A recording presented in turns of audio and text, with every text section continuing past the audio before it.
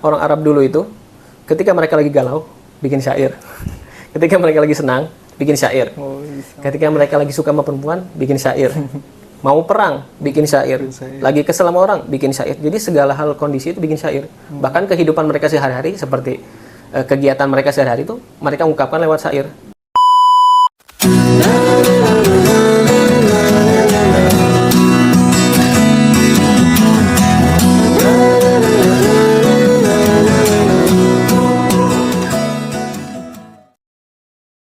Yo, assalamualaikum warahmatullahi wabarakatuh, teman-teman. Kembali lagi di Hayu Podcast. Iya, nggak? Hayu podcast. Hayu Podcast. Iya. Hayu podcast. Nah, Oke. Oke guys, kita kembali lagi di Hayu Podcast. Hayu podcast. Yes. Oke, sekarang malam terakhir ya, kira-kira ya. Malam Terakhir. di penghujung Ramadan lah. Kita kedatangan tamu, yaitu seorang teman yang bernama Fikri Ramadan. Yeay, applause. Thank you for coming. Thank you. Ya, dia ada seorang teman dulu ya, satu SMA, satu pesantren juga. Dan sekarang kita ketemu lagi, sudah hampir 6 tahunan lah. Ya, kita ketemu lagi. Dan rencananya saya mengundang beliau ini karena di penghujung Ramadan, mari kita tutup Ramadan ini dengan Fikri Ramadan. Kemarin kan sama Imam ya, Bro Imam, itu kita membuka Ramadan. Nah, sekarang kita menutup Ramadan bersama Fikri Ramadan. Ya. Oke guys, welcome to Hayu Podcast Fikri Ramadan House Life. Gaskeun. Ya, sehat bro? Sehat, alhamdulillah. Alhamdulillah. Gimana ente Ya sehat? Allah, alhamdulillah, khair. Ya, kalau ngomong sama dia ini harus pakai bahasa Arab guys. Waduh. Karena dia sudah berkelana di negeri timur. Ya, tepatnya di Libya. Waduh. Itu gimana ceritanya? Kita langsung aja ya, bagaimana pengalaman, kesan-kesan seorang Fikri Ramadan di tanah timur itu, di Libya. Oke, mungkin apa ya? Dulu mungkin semenjak dulu ketika saya di SMA mungkinnya nggak kepikiran sebenarnya mau kuliah ke luar negeri ya. Nggak ada pernah ya? Iya, nggak ada planning sebenarnya ke luar negeri. Tapi mulai ada plan ke luar negeri itu ketika saya sempat mondok kan di Majalengka itu kan. Di Majalengka, di situ ketemu orang-orang guru-guru yang memang lulusan luar negeri itu kan. Dari situlah ada akses ataupun informasi itu lebih terbuka, lebih ada gitu sih. Disitulah mulai ada kemauan buat keluar negeri gitu. Tapi baru nanti terrealisasi itu ketika saya menyelesaikan studi di Bandung. Tapi ditambah di Bandung itu ternyata informasi ke luar negeri itu lebih luas lagi. Lebih luas lagi? Iya, karena emang kebanyakan orang-orang yang kuliah di universitasnya kan Ma'had Al-Imarat ya. Kebanyakan yang sekolah di situ tuh emang mereka yang mau mempersiapkan diri buat tes ke Timur Tengah. Khusus? Ya, jadi entah ke Mesir, ke Saudi ataupun negara-negara lain gitu. Oke. Jadi di Bandung mulai maunya. Iya. Nah itu gimana bisa mau gitu maksudnya? Asal muasal. Mau ke luar negerinya apa ke Libyanya? Mau ke luar negeri aja lah, ke luar negeri. Ke luar negeri dulu. Ke luar negeri dulu. Umumnya dulu. Ya, mungkin motif Apakah ada yang utamanya kabur? ya. Kabur dari Indonesia. Apa? Kabur dari Indonesia. Iya. Berarti motifnya ya. Motifnya ke luar negeri itu apa gitu kan. Jadi kalau dulu itu motif saya itu karena kan dulu sempat mondok itu kan, mondok di Pondok Tahfidz kan. Tahfidz yang di Majalengka. Ya, di Majalengka itu kan. Nah, ketika saya mencoba menghafal Al-Quran, saya ngerasa kalau kayaknya nggak cukup kalau untuk dihafal, tapi bahwa Al-Quran juga kan harus dipahami kan. Dan untuk memahami Al-Quran juga kita butuh ilmu gitu. Butuh ilmu bahasa Arab. Nah, makanya dari itu saya belajar ke Bandung itu kan, jurusannya kan yang di Bandung itu bahasa Arab. Ya kan. Kemudian ketika belajar bahasa Arab di Bandung itu, saya rasa kayaknya tetap masih kurang gitu. Kurang. Ya, walaupun memang di sana sudah kurikulumnya sudah bagus, sehari-hari juga udah menggunakan bahasa Arab. Tapi yang saya rasain masih kurang gitu untuk memahami Al-Quran dan memahami agama ini gitu. Jadi saya butuh lingkungan yang benar-benar memaksa saya buat mempelajari itu gitu. Jadi saya mencari lingkungan yang bisa maksa saya untuk berkembang gitu. Oke. Karena kalau kita misalkan kayak belajar di Indonesia, belajar bahasa Arab itu, ya kita menggunakan bahasa Arab itu ya di kelas. Keluar kelas, ya bahasa Sunda, bahasa Indonesia ya kan. Tapi kalau keluar negeri mau nggak mau gitu kan, kita dipaksa dengan lingkungan gitu. Nah itu jadi saya tujuan pertama itu yang paling penting itu saya cari lingkungan yang bisa terus ngembangin kemampuan bahasa saat itu gitu. Ya, jadi lingkungan yang Anda cari itu adalah lingkungannya. Nah, terus ke luar negeri, langsung kita khususin lagi, kenapa Libya?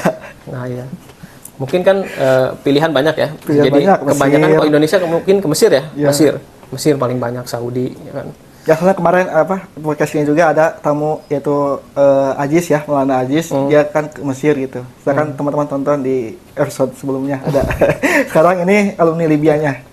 Kayak gimana tadi? Jadi kan Mesir itu salah satu negara dengan tujuan paling besar lah ya untuk pelajar-pelajar Indonesia kan. Tujuan paling besar? Ya, paling banyak di Libya? untuk ke Timur Tengah maksudnya, ke Mesir. Ke Mesir. Ke Mesirnya? Kebanyakan Mesir kan. Karena kan di Mesir itu banyak seperti ibaratnya kayak Mesir itu kayak gudang ilmu.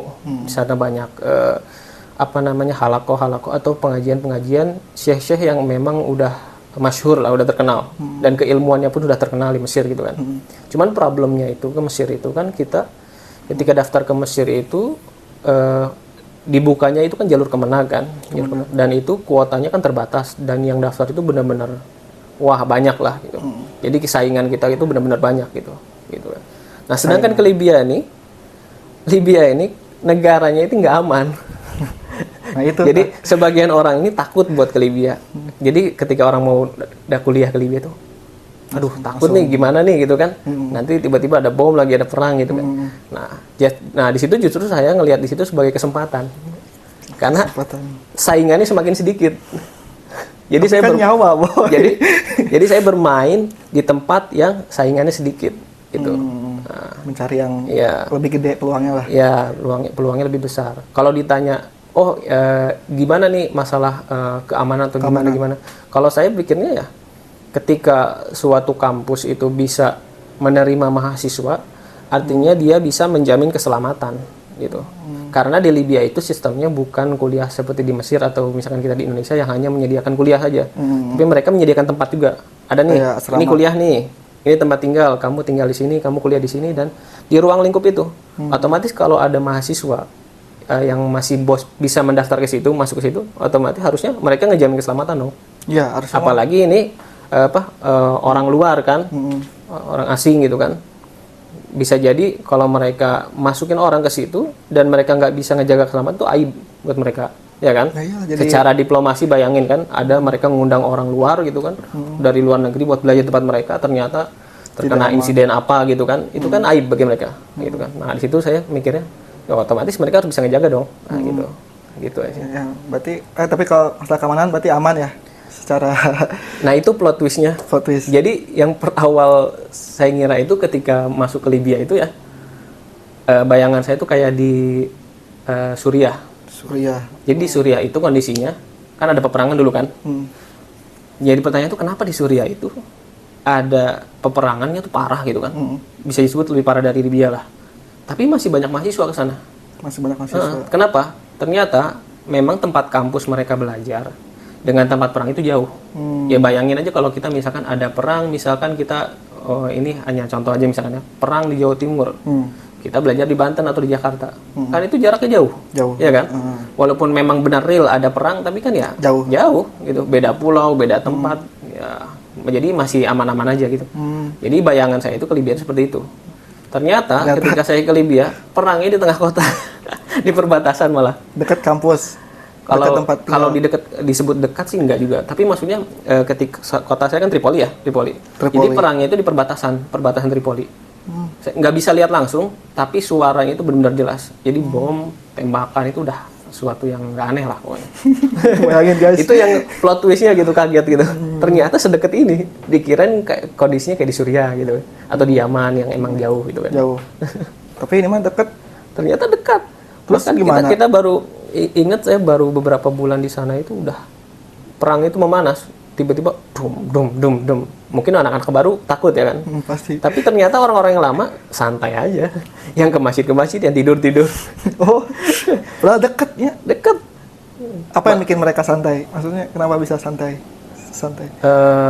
Saya nggak tahu sih kalau secara individual semuanya apa. Tapi setahu saya kalau orang Indonesia itu nganggapnya ketika mereka sudah dapat kesempatan belajar di luar negeri, apalagi gratis, ya kan, itu kayak kesempatan yang langka gitu maksudnya bagi mereka gitu kan. Kalau mereka nyerah karena keadaan itu, kayaknya mungkin kesempatan itu nggak bisa datang 2 kali.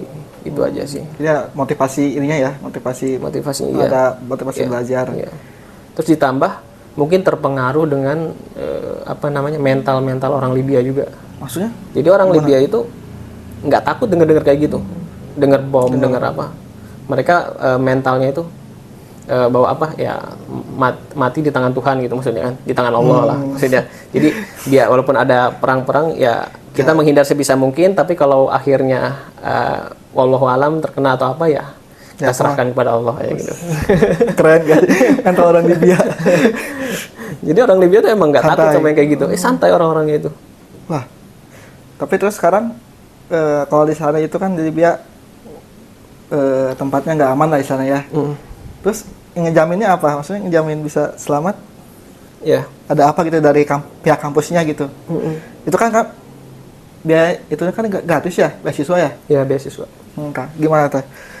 Jadi Jadi gini sih, kalau kita sebut perang kan, ketika suatu negara perang ya, pertanyaan kan perang apa dulu nih, ya kan? Ada beberapa negara yang terjadi peperangan di situ karena perang antar negara, atau ada beberapa negara yang ikut campur, ikut berperang di situ gitu kan, atau misalkan bisa jadi perang antar akidah pemikiran, satu kelompok seperti ISIS misalkan dengan kelompok yang lain gitu kan.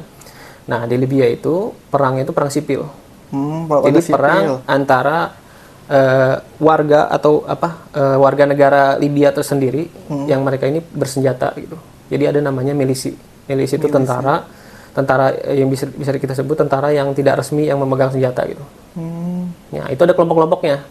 Milisi ini ada milisi apa namanya gitu. Jadi setiap daerah mereka megang. Nah, mereka ini saling berperang, berebutan kekuasaan gitu. Nah, jadi di Libya itu inti perangnya itu masalahnya itu kekuasaan. Jadi ketika kan posisinya nggak ada presiden.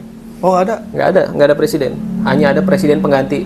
Itu utusan dari United Nation, PBB. Oh, terus mereka marah nggak mau pemimpin itu. Nah, jadi United Nation milih satu orang buat jadi presiden di Libya sementara, ya kan. Sedangkan si presiden ini pun belum bisa mendamaikan antara milisi ataupun menyita senjata-senjata yang dipegang oleh milisi ini. Jadi saat itu presiden sementaranya udah ada, tapi milisi ini mereka masih berkuasa di tempat-tempatnya masing-masing. Jadi mereka masih berperang. Nah, sedangkan kita mahasiswa itu kan orang asing ya kan, kita nggak ada kepentingan. Andaikan bahkan mereka masuk ke kampus kita pun, mereka nggak ada kepentingan sama kita. Nah, jadi mereka pun nggak berani macam-macam. Oh, nggak berani macam-macam. Nggak mungkin berani macam-macam ke kita pun. Karena mereka tahu di kampus kita itu kampus khusus orang asing. Itu bukan kampus khusus orang Libya. Karena nggak boleh ya? Iya, orang Libya itu nggak boleh masuk ke kampus itu. Jadi khusus orang asing. Khusus orang asing. Jadi mereka masuk situ, ya ngapain? Biasanya paling kalau mereka masuk situ, mereka ya nyari pemasukan. Ya tau lah kayak preman-preman di Indo. Oh, kayak jadi THR. Jadi pungli. Iya, pungli atau alasan menjaga keamanan ya kayak gitulah. Oh, itu ada? Ada kayak gitu. Oh. Tapi si pemilik yayasannya itu orang Libya kan ya? Yayasan, jadi nama yayasan itu Yayasan Dakwah Islamiyah. Dakwah Islamiyah. Jadi miliknya orang Libya dan itu benar-benar yayasan besar gitu. Nah, jadi milisi yang di situ itu mereka ngejaga daerah situ dan mereka ngejaga kampus juga. Yang ngejaga kampus, tapi ya udah pasti kan ada uang yang ngalir juga ke mereka. Ya, karena emang itu yang mereka cari kan sebenarnya. Ujung-ujungnya uang berarti. Iya. Jadi milisi nggak akan ikut campur ke kampus kita sebenarnya. Justru mereka ngejaga kita. Oh, jadi aman lah ya secara itu mah geopolitik ya. Iya. Insya Allah aman. Kalau ya itu masalah itu ya guys ya, masalah kondisinya lah. Kalau sekarang masih? Sekarang lebih mending. Lebih mending. Lebih mending karena sekarang itu milisi-milisi ini udah mulai bergabung, menggabung kekuatan. Maksudnya gimana? Maksudnya mereka udah mulai nggak perang sesama lagi. Malah mereka itu mulai antara satu milisi dan milisi yang lain itu kayak pasukannya digabungkan, disatukan gitu. Karena ada kekuatan besar lain yang mengancam. Keren. Yaitu kekuatan dari barat. Nah, Libya itu sekarang kebagi dua, blok timur dan blok barat. Blok timur itu kita ibu kota Tripoli. Blok barat itu ada di kota Benghazi. Benghazi itu dia ada kekuatan besar di sana juga. Salah satu mantan jenderal saat masa Muammar Gaddafi, dia memimpin di situ. Dan dia bermaksud mengambil alih Tripoli. Nah, mereka mungkin milisi-milisi ini ngerasa dia ini punya kekuatan besar karena ya rumor bilang ya katanya si jenderal yang namanya Haftar ini di backing Amerika gitu. Haftar namanya Haftar di backing Amerika. Karena mereka melihatnya ini kekuatan besar nih, kita harus bersatu. Akhirnya mereka bersatu. Digabung berkoalisi melawan. Jadi kayak konsep kalau di film-film gitu ya. Kan maksudnya orang itu nggak akan bersatu kecuali mereka melihat ancaman yang besar yang menghadap ke mereka gitu kan. Kayak Naruto dulu perang dunia. Oh gitu ya. Padahal beda pemikiran gitu. Tapi karena ada ancaman yang lebih besar kan. Yang mending kita bersatu dulu deh. Oke. Silakan guys, ngopi dulu Pak, mangga. Ngopi dulu. Ngopi dulu guys. Ngopi dulu, gitu. Oke.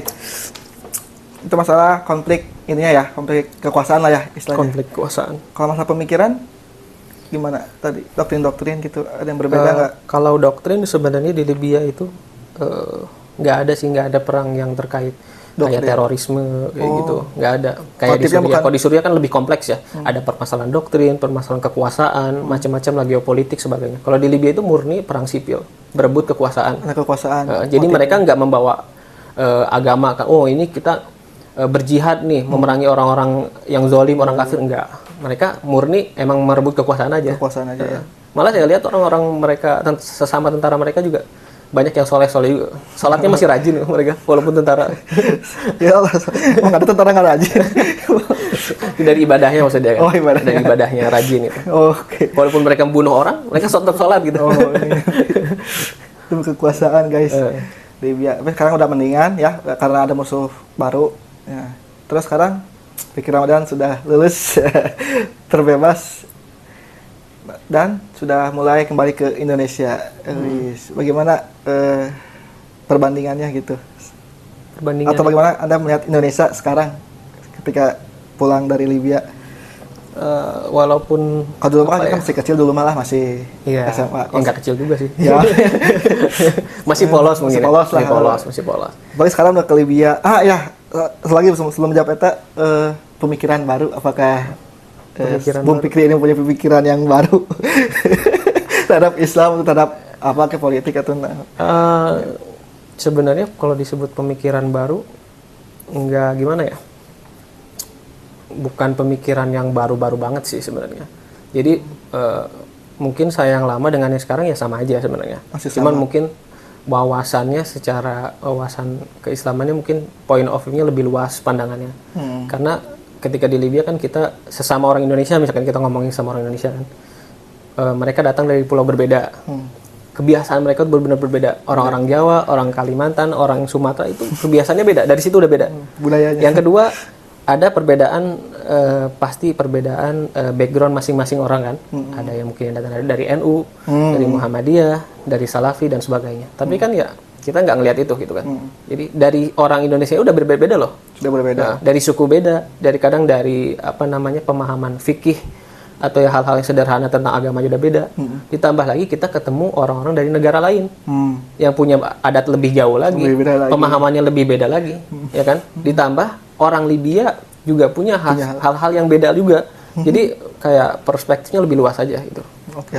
Jadi lebih nggak mandang sesuatu itu lebih ini salah, ini benar, ini salah, ini benar. Tapi lebih ke ini maksudnya apa nih? Diperdalami dulu, dicari tahu gitu kan. Jadi mandang sesuatu itu lewat kacamata yang seharusnya gitu maksudnya.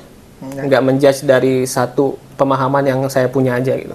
Itu aja sih. Jadi nggak, jadi lebih terbuka lah ya. Iya, lebih terbuka aja, open minded aja. Oke. Soalnya saya takutnya dia tiba-tiba jadi teroris pulang ke Indonesia. Justru kalau teroris kayaknya terlalu jauh kalau buat di Libya. Ya, terlalu jauh kalau buat buat mahasiswa yang di Libya. Terlalu jauh gimana maksudnya? Maksudnya doktrin teroris itu dengan kondisi mahasiswa yang di Libya itu terlalu jauh, nggak akan masuk. Nggak akan masuk. Nggak mungkin masuk. Andainya ibaratnya ada orang ISIS atau orang radikal datang ke kampus, kasih tahu atau ngajarin suatu hal-hal yang sifatnya kita sebut terorisme lah ya, itu nggak mungkin masuk kayaknya.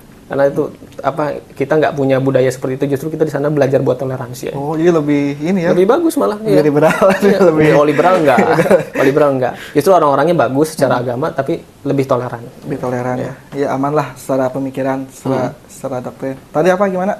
Indonesia, bagaimana Bung Pikir melihat Indonesia sekarang? Indonesia dari segi apa nih? Dari segi apa ya? Budaya ya. Nah, itu penting sih, benar budaya. Budaya dulu aja lah. Dulu kan pertama saya datang ke Libya kan ya shock culture gitu kan. Culture shock gitu kan. Jauh beda. Iya. Wah, ini benar-benar jauh berbeda. Tapi karena saya orangnya kan senang sesuatu hal yang baru gitu kan. Jadi saya melihat itu hal yang positif gitu. Walaupun ya pasti ketidaknyamanan itu pasti ada gitu kan. Nah, ketika pulang ke Indonesia setelah 6 tahun di Libya gitu kan, ternyata ketika pulang ya culture shock juga. Oh, kembali culture shock. Iya, ternyata di Indonesia gini ya. Gitu. Maksudnya gitu. Jadi kadang ada hal-hal yang nggak kita perhatikan. Kita melihat itu sesuatu yang biasa. Ternyata ketika kita pulang dari luar negeri, oh itu suatu yang wah gitu. Ini beda. Iya, atau yang wah ternyata gini ya gitu. Mungkin dari segi apa ya? Kayak dari segi apa ya? Kalau dari adat mungkin ya, kebiasaan ya. Kebiasaan. Kayak seperti masalah ini bukan kita nggak ngebahas positif negatif sih, nggak ngebahas ini buruk ini baik, kita cuma ngebahas adat aja gitu kan. Ya. Nah jadi ada di budaya di Indonesia itu kayak kita itu terbiasa melakukan suatu hal kesalahan ya tapi kita menganggap itu suatu yang wajar. Tapi di tempat lain bisa jadi kesalahan itu suatu yang besar. Oh ya, jadi gitu. Beda perspektif. Ya beda perspektif, bisa jadi kayak gitu. Oke.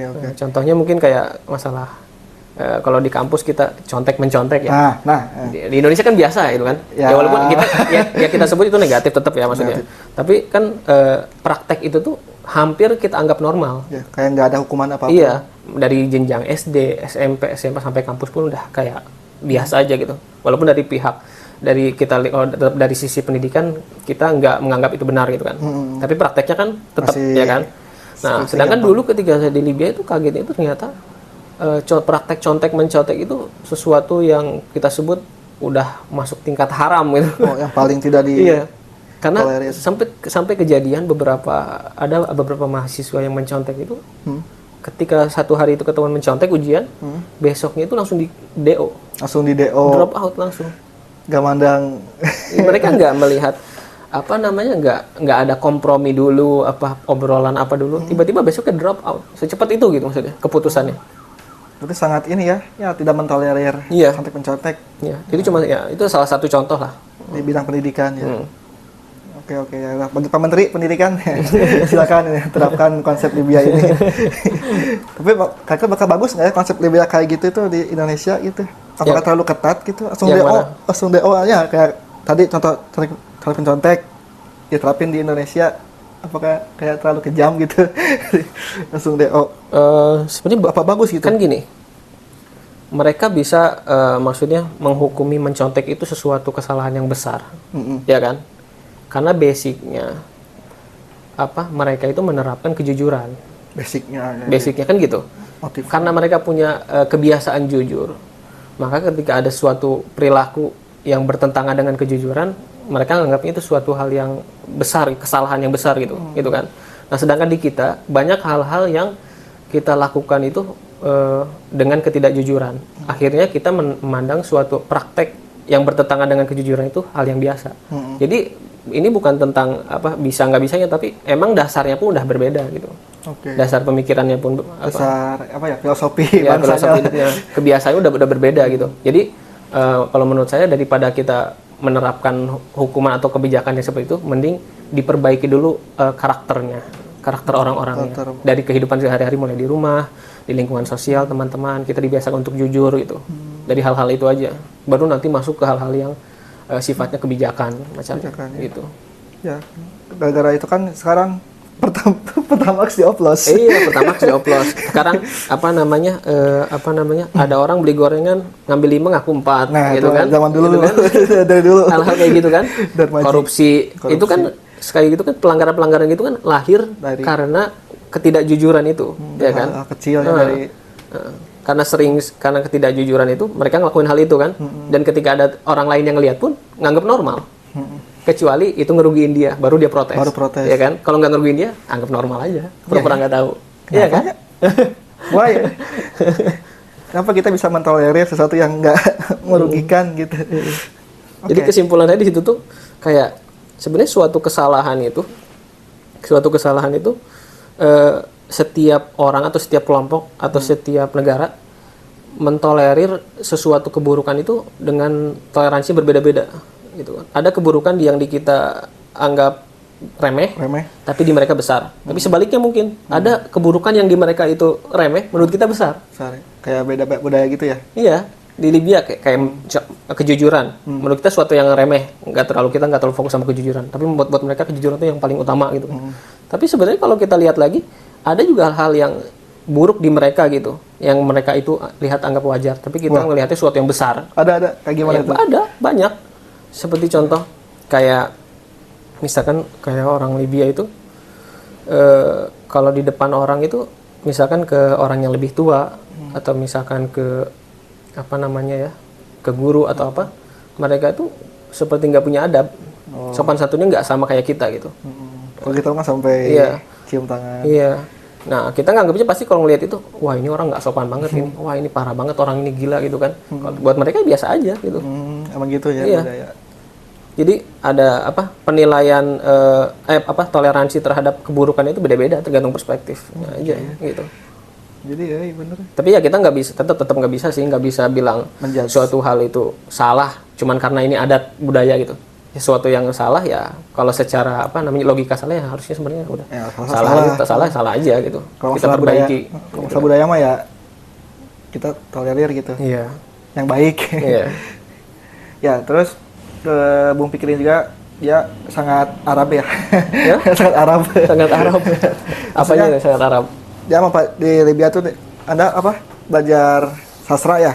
Sastra Arab. Sastra Arab gitu. Nah, bagaimana kita masuk aja ke topik kedua. Tema kedua itu tentang sastra Arab, Arab-Araban. Arab maklum. Arab maklum. Ada sastra Arab, ada sastra Islam. Ya, kira-kira apa? Setuju nggak itu ada dua bagian itu? Kan dulu saya diajari gitu, sastra Arab, sastra Islam. Nah, kalau setuju, apa bedanya gitu kira-kira? Kalau menurut saya nggak setuju sih. Nggak setuju? Berarti tetap satu, sastra Arab, sastra Arab. Sastra Arab. Jadi Islam itu sebenarnya kan agama yang rahmatan lil alamin kan. Jadi nggak merepresentasikan satu suku tertentu gitu. Jadi kalau kita bilang sastra itu kan lebih ke, kalau kita gali kan lebih ke adat, budaya, nggak cuma tentang kata-kata kan, ya kan sastra itu kan. Nah, Islam itu nggak merepresentasikan satu budaya tertentu, walaupun memang datangnya dari Arab, ya kan. Karena faktanya Islam itu pernah dikuasai oleh kerajaan-kerajaan yang bukan Arab, Persia, Turki, ya kan. Ya kan. Nah, ini kan bukan orang Arab, ya kan, orang-orang Afrika Utara, kayak Libya itu kan bukan orang Arab. Aljazair, Tunisia, mereka sempat pernah menguasai kerajaan-kerajaan juga gitu kan. Jadi Islam nggak merepresentasikan budaya tertentu, ya kan. Kita pun bagi orang Indonesia, ya kita walaupun bukan orang Arab, kita berhak gitu, maksudnya ikut campur dalam keilmuan Islam gitu. Gitu. Nah, jadi kalau sastra Arab ya sastra Arab aja gitu. Cuman karena Islam itu kan turun di Arab, nabinya orang Arab, Al-Qur'annya orang Arab gitu kan. Nah, jadi dengan belajar sastra Arab ini seakan-akan kita belajar sastranya agama. Gitu. Jadi itu sebagai jalan untuk memahami agama ini. Gitu. Kayak Al-Qur'an sama bahasa Arab gitu. Jadi iya. Alasannya sesimpel itu, bukan karena ini agama Arab gitu. Nah, justru untuk memahaminya Arab bukan berarti apa kata Saddam itu bukan berarti Islam itu tidak Arab gitu ya. Iya. Ada unsur Arabnya tetap ada gitu. Iya. Oke. Kalau ngomongin sastra Arab itu gimana karakteristik sastra Arab gitu? Karakteristik sastra Arab ya. Jadi kalau sastra Arab itu mungkin perbedaannya kalau orang Arab itu kan lebih menekankan ke apa ya namanya, mereka tuh ada kata-kata yang masyhur ya kalau dalam sastra Arab itu. Masyhur. Ini syair itu adalah cerminan sastra Arab. Jadi syair itu adalah cerminan bangsa Arab. Kenapa cerminan? Karena orang Arab dulu itu ketika mereka lagi galau bikin syair. Ketika mereka lagi senang bikin syair. Ketika mereka lagi suka sama perempuan bikin syair. Mau perang bikin syair. Lagi kesel sama orang bikin syair. Jadi segala hal kondisi itu bikin syair. Bahkan kehidupan mereka sehari-hari seperti kegiatan mereka sehari-hari itu mereka ungkapkan lewat syair. Makanya para sejarawan itu tahu sejarah Arab itu bukan dari tulisan, bukan dari arca peninggalan batu kayak di zaman kita, enggak, tapi lewat syair.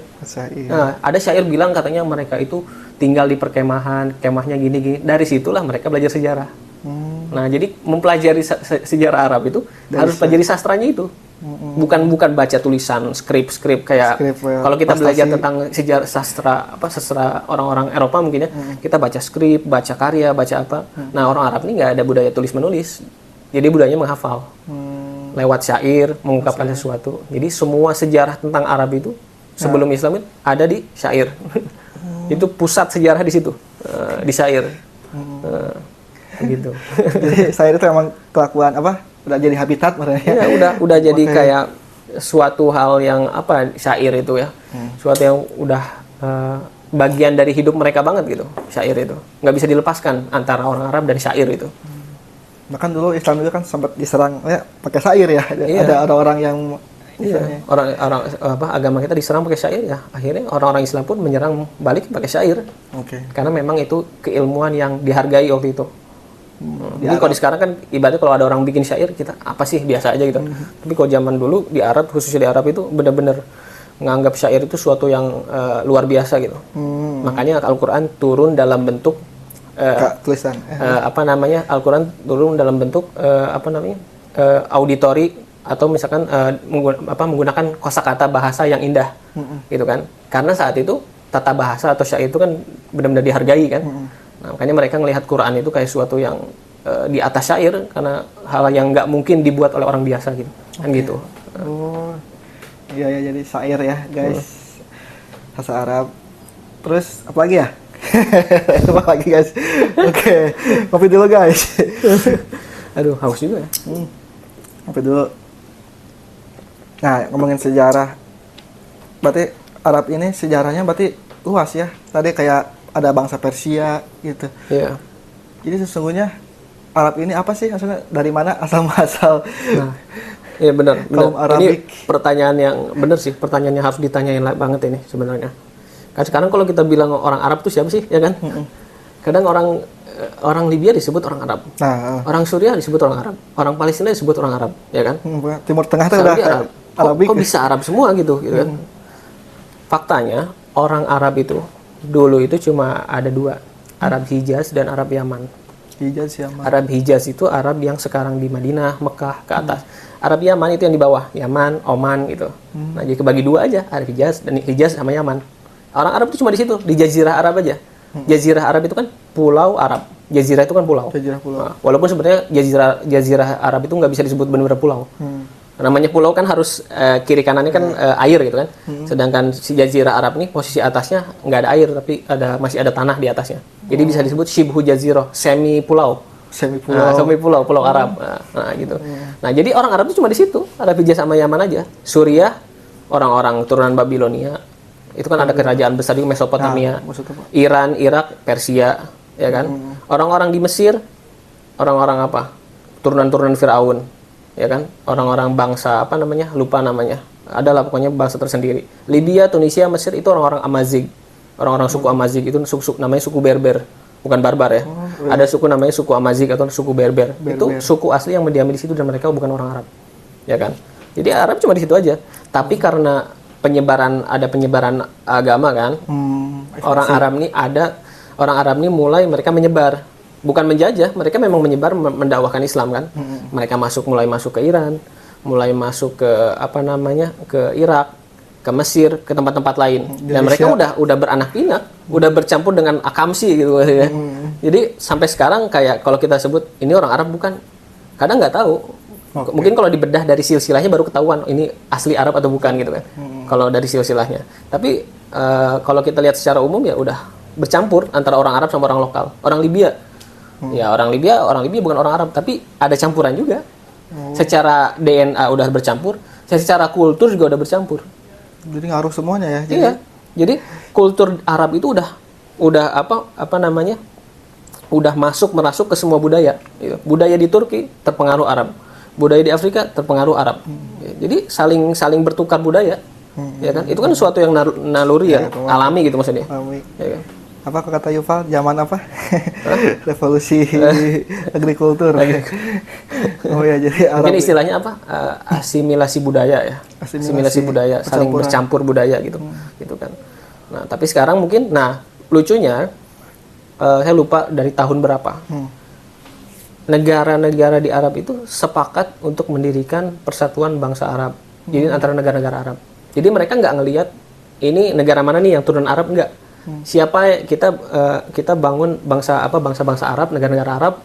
Siapa yang mau daftar ikut, ayo. Walaupun mereka bukan orang Arab. Oh, sekarang lagi bikin itu. Udah lama. Cuman nggak tahu dari tahun kapan. Jadi didaftarkan. Yang termasuk Arab itu siapa aja? Arab Saudi, Yaman, Oman, misalkan. Oh, Libya, Tunisia, Mesir masuk itu daftar. Jadi daftarnya itu bukan karena sekedar mereka orang Arab, tapi udah terpengaruh budaya Arab dan agamanya Islam. Oh, harus Islam. Jadi agama Islam dengan Arab itu kan emang sesuatu yang berbeda ya. Tapi nggak bisa dipisahkan. Masih ada unsur. Iya, kita nggak bisa misahkan antara Arab dan Islam gitu kan. Ya. Kita nggak bilang semua orang Islam itu Arab dan semua orang Arab itu Islam. Tapi ya mau nggak mau karena Islam itu turun di Arab, jadi nggak bisa dipisahkan budaya itu. Budaya Arab itu udah masuk ke mana-mana, bahkan ke Indonesia pun udah masuk, ya kan? Nah. Udah inilah campur. Sekarang ini kan banyak di sini juga ya orang Arab di Indonesia juga. Orang Arab. Bahkan budaya-budaya kita juga mungkin udah masuk juga budaya-budaya kita. Banyak juga yang nggak kita sadar gitu kan. Bahkan bukan budaya Arab aja, mungkin budaya Belanda, Portugal juga udah masuk gitu kan. Bagi Cina itu jadi biasa lah kayak gitu. Cina gitu kan, asimilasi budaya itu udah normal. Itu kayak udah biasa berarti ya. Cuma dua ya, Arab Hijaz sama Arab Yaman. Awalnya. Jadi kalau sekarang disebut Arab siapa? Kalau buat sekarang definisi Arab itu ada definisi baru. Definisi orang Arab itu orang-orang yang berbicara menggunakan bahasa Arab. Entah dia orang Afrika, orang mana. Andai kan misalkan Indonesia nih, tiba-tiba meresmikan bahasa Arab sebagai bahasa nasional misalkan ya, dan orangnya mulai belajar bahasa Arab itu, udah bisa dianggap orang Arab. Karena bahasa doang. Iya, sekarang itu. Jadi definisi udah bergeser definisinya. Tapi kalau lihat negara Arab ini, gimana sih maksudnya? Ada keinginan ekspansi nggak Arab?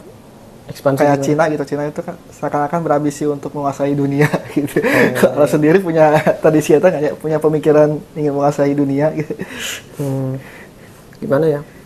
Kalau orang Arab sih mereka itu lebih membanggakan agama sih. Agama. Jadi mereka kan bangsa Arab itu kan aslinya kan awal bangsa yang ta'assub ya, fanatisme kesukuan. Kesukuan terhadap suku keluarga ataupun kearabannya gitu kan. Dulu kan ya, fanatisme gitu kan. Nah, tapi kan dengan adanya Islam kan di Islam ini ngajarin ke mereka bahwa ya tidak ada yang lebih baik antara maupun orang Arab, orang asing, orang manapun yang dipandang oleh Allah kan ketakwaan gitu. Nah, dari situlah mulai kan orang Arab itu belajar kalau fanatisme kesukuan ini nggak terlalu penting. Jadi mereka lebih mengutamakan kemajuan agama Islam ini sendiri. Nah, gitu. Ya. Makanya Arab bisa berkembang kan, mereka bisa maju karena mereka melepas semua fanatisme. Andaikan orang Arab nggak melepas fanatisme, mereka nggak mungkin bisa bersatu ngelawan orang-orang Persia, nggak mungkin bisa bersatu lawan orang Eropa. Ya. Karena jadi ada rasa nasionalismenya lah ya, Arab juga ya. Tapi bukan mungkin nasionalis ke agama, mungkin lebih ke agama ya. Bukan ke negara, karena waktu itu belum ada negara kan. Ya kan, belum ada negara Arab, belum ada negara Mesir. Jadi ya, namanya daerah Islam itu udah satu semua, kehilafahan. Khilafah Umayyah, Abbasiyah, Turki. Jadi nggak ada batas negaranya. Oke. Wait. Terus Arab, ya. jadi ngomongin Arab guys. Ya sastra kan ya, jadi ngomongin Arab. Ini sastra Inggris juga ya berarti. Ini yang collab sastra Inggris sama sastra Arab. Kali-kali kayaknya kita bikin ini sih konten yang antara sastra Inggris dan Arab. Wah boleh juga kita bandingin. Kalau dulu saya pernah belajar bukan sastra Arab, sastra Islam sih. Jadi sastra-sastra yang ngomongin Islam itu disebutnya sastra Islam gitu. Oh gitu.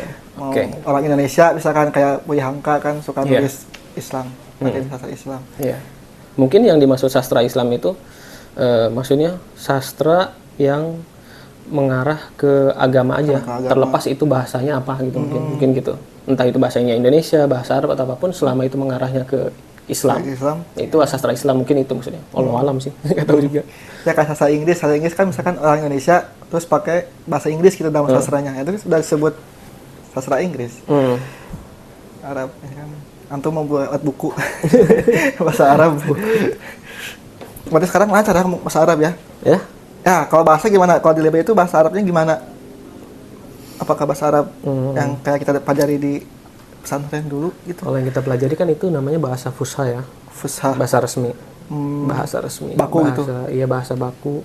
Dan juga bahasa yang dipakai di Al-Quran juga kan. Nah, sedangkan di negara-negara kayak Libya, ya sama juga di Mesir, punya dialek sendiri. Dialek. Jadi kalau dalam bahasa Arab namanya kan lahjah. Lahjah itu dialek. Jadi dialek Arabnya tersendiri. Jadi dialek Arab itu, dia itu bahasa Arab. Tapi dia itu terkadang ada istilah atau kosakata yang kenali sama orang Arab yang lain. Ada di situ doang. Gitu. Nah, orang Mesir punya sendiri dialeknya. Libya punya sendiri. Bahkan Saudi pun punya sendiri. Ada juga. Walaupun kita bilang Al-Quran atau Nabi orang dari orang Madinah, orang Mekah gitu kan. Orang Madinah Mekah pun punya dialek sendiri sebenarnya. Gitu. Jadi benar-benar banyak. Nah, Fusha ini dianggap suatu yang resmi karena ini kan bahasa Al-Quran ya. Dan disepakati kayak ini nih bahasa yang paling murni tanpa campuran. Karena bahasa itu kan kadang tercampur ya. Kalau kita pergi ke Libya tuh ada orang ngomong bahasa Arab itu masih campur bahasa Itali. Di Tunisia ngomong Arab campurnya bahasa Perancis. Gitu. Kosakatanya. Di Tunisia lebih parah. Bahasa Arab itu bisa jadi entah 70%, 20% itu udah masuk Perancis bahasanya. Ya, karena pengalaman saya ke Tunisia itu nggak paham apa-apa. Saya nggak, orang-orang di kafe aja dia ngomong apa saya nggak paham sama sekali. Oh, beda banget. Jauh banget. Jadi bahasa juga udah campur-campur. Iya, udah bahasa pun tercampur. Ya itu pertukaran budaya itu kayak gitu. Masuk ke bahasa, masuk ke gaya hidup, pemikiran sebagainya lah. Oke. Berarti bahasa Quran itu bahasa Fusha. Iya, Fusha yang nggak tercampur dengan bahasa lain gitu. Gitu. Itu yang murni bahasa Arab. Iya, murni bahasa Arab. Ya walaupun sebenarnya tetap ada bahasa-bahasa lain juga yang masuk ke bahasa Arab, tapi diresmikan itu bagian dari Fusha ada juga gitu. Kayak nama Ustad, itu kan bahasa Persia, bukan bahasa Arab. Oh, iya. Ustad? Iya, jadi guru itu dalam bahasa Arab mu'alim. Seorang pengajar. Ustad itu bahasa Persia. Cuman diambil dia karena udah banyak digunakan, diambil jadi bagian dari bahasa Fusha. Jadi gitu. Resmi ya. Persia dan Arab itu bahasa yang banyak banget bertukar kosakata. Arab sama Persia karena pengaruh orang-orang Persia di agama Islam ini benar-benar besar gitu perjuangan mereka itu. Maksudnya gimana? Jasa mereka itu orang-orang Persia itu di dalam mengembangkan agama ini besar. Jadi otomatis bahasa sehari-hari mereka masuk juga ke bahasa Arab. Jadi gitu. ada hubungan tersendiri lah ya. Persia hubungannya kuat banget ya. Arab. Kuat banget. Iya. Persia. Kalau di film 300 mah apa? Film yang jahatnya Persia. Sparta kan jadi. Iya. Apa? Sparta jadi ke Roma ya. Kalau ke Persia jadi ke Arab-Araban. Dua ini. Nah, terus berarti sekarang berarti ada dua ini ya. Dunia ini ada dua kubu gitu seakan-akan timur barat gitu. Blok timur barat. Blok timur, blok barat, yang lebih timur barat lah. Secara apa? Kalau secara pemikiran tadi, secara budaya. Itu kan ada Persia, ada Roma, ada apa? Iya. Eropa, ada Arab. Nah itu apakah itu dari dulu gitu Mas? Timur dan Barat. Timur dan Barat itu tuh Ada suatu buku ya, buku tentang orientalis. orientalis. Buku tentang orientalis di situ bilang bahwa kita kan tahu di sini ada timur ada barat ya. Tapi penyebutan timur dan barat itu menurut siapa katanya? Kata si penulis di buku itu. Keren nih. Ya kan? Sekarang kita lagi di Indonesia nih. Kita bilang orang barat gitu. Itu orang India. Di barat kita itu. Secara geografi kan. Orang-orang timur itu ya orang-orang apa? New Zealand yang ke sana, Oceania, orang-orang itu orang-orang timur. Ya kan? Jadi barat dan timur menurut siapa? Jadi pertanyaan. Nah, jadi penyebutan barat dan timur itu menurut orang-orang Eropa. Mereka orang Eropa ngerasa mereka itu orang barat. Nah, mereka bilang kalau selain mereka dari Eropa ke sana itu orang-orang timur. Jadi penamaan barat sama timur itu sebenarnya nggak logis sebenarnya. Nggak logis, cuma dari satu perspektif mereka aja. Cuman karena sering udah dipakai, ya sampai sekarang dipakai gitu. Jadi secara penamaan udah nggak logis. Itu yang pertama. Yang kedua kan perbedaan yang bikin perbedaan Arab sama Barat sama Timur itu apa secara budaya atau apa gitu kan? Karena kalau dilihat dari perbatasan budayanya mirip-mirip juga sama. Kayak apa kita ada asimilasi budaya tadi kan? Alasannya apa? Harusnya kan? Pembedaan Timur Barat nggak ada gitu kan? Iya, betul. Siapa yang buatnya itu? Dasar nama itu aja udah nggak logis sebenarnya. Itu dari buku orientalis. Gitu. Seakan-akan Barat paling tinggi gitu, Timur ada di. Iya. Jadi sebenarnya banyak pandangan-pandangan hidup kita itu yang umum yang udah kita pahami itu dari perspektif Barat sebenarnya. Jadi karena mereka bangsanya udah super power ya. Budaya mereka udah maju, akhirnya pemahaman mereka ataupun filosofi hidup mereka ya kita pakai juga gitu. Gitu. Yang bahkan ada yang bilang bahwasanya Barat itu keturunan anak yang Nabi Adam teh yang Kabil yang jahat mah ke barat, Habil ke timur. Berarti itu masalah berarti ya nggak ada. Iya. Sebenarnya nggak ada timur barat itu cuman pembagian yang nggak logis sebenarnya. Nggak logis itu ya. Hanya orang-orang oknum lah, akhirnya oknum yang ingin. Tapi ya karena udah terpakai banyak ya sampai sekarang ya kita pakai aja gitu. Gimana lagi kan? Sekarang juga. Ya begitulah dunia ya guys, pemirsa, teman-teman. Kita tidak menelusuri kehidupannya Bung Fikri yang lebih ke Arab-Araban. Ya. Oke Bung, mungkin sekian ya. Ya berhubung ini kita lagi akan sahur. Ini sahur gitu ya? Masih jauh ya. Ya, udah hampir sejaman, setengah jam lah. Kalau di sini kita tidak lama ya podcast karena saya masih ngeditnya. Jangan ngeditnya guys, cuma sendiri, tidak ada. Tolong hire editor. Kalau udah subscribernya sudah lebih, makanya subscribe and like guys. Oke, kita ini ada di penghujung Ramadan ya, seperti di awal tadi kita sudah sampaikan. Kira-kira kata-kata Bang Fikri untuk menutup Ramadan ini. Bagaimana kesan Ramadan atau apa? Berasa jadi kagem ya. Kagem. Kata-kata kagem. Ya, kira-kira apa? Ada pesan yang disampaikan atau apalah? Kuat ya? Tentang Ramadan lah istilahnya, untuk menutup Ramadan. Sebenarnya bukan tentang Ramadan sih, tentang umum aja sih. Enggak, sampai ini Ramadan. Tentang Ramadan? Khusus Ramadan. Mau itu quotes, mau itu kritik, mau itu... Apa ya? Tapi boleh, kalau yang dulu boleh, tapi nanti ke Ramadan nyambungin ya. Ya, mungkin kata-kata yang paling saya suka tuh gini.